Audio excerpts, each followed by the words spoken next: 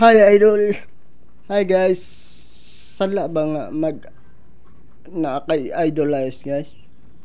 Guys, atong basahon og unsay meaning anang idol.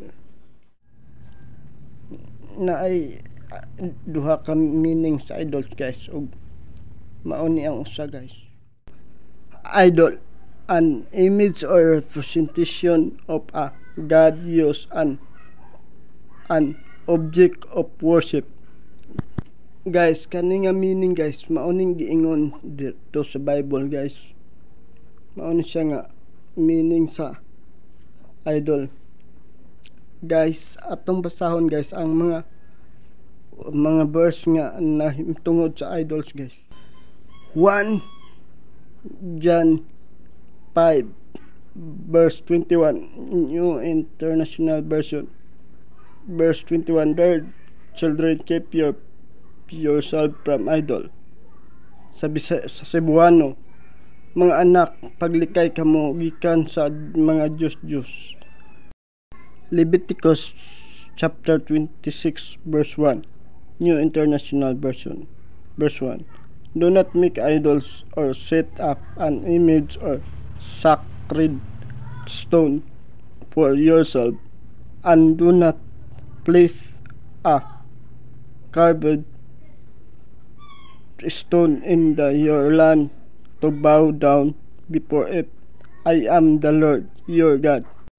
Dili ka Cebuano, dili ka mo magbuhat og alang kaninyo og mga Diyos ni magpatindog kamo og larawan nga nilok kun larawan nga bato ni magbutang kamo og bato nga sinilsilan diha sa inyong yuta aron magyukbo kamo niini kay ako ang mao si Jehova ang inyong Dios.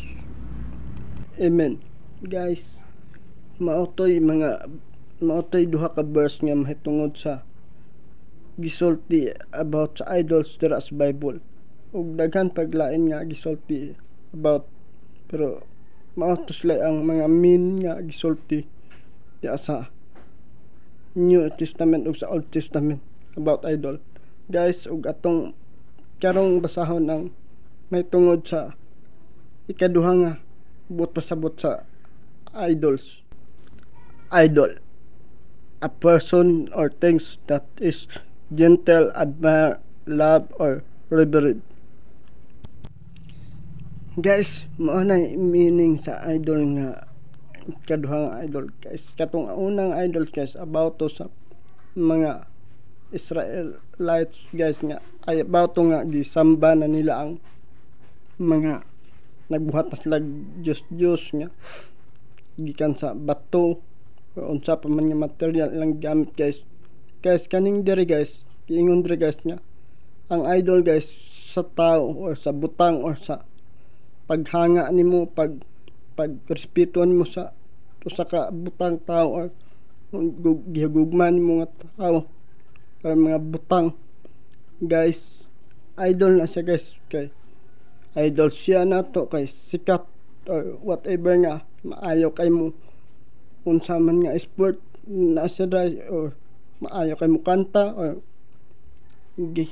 gikuan siya para idol ako guys. Daghan ko idols guys, pero guys ang pinak-idol nako guys ang Ginoo ra jud guys, si Jesus Christ.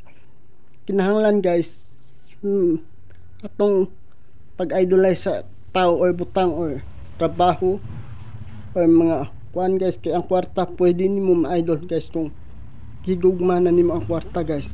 Kay unsay ingon sa kuan sa Bible pud sa about kwarta, the money is the root of all evils.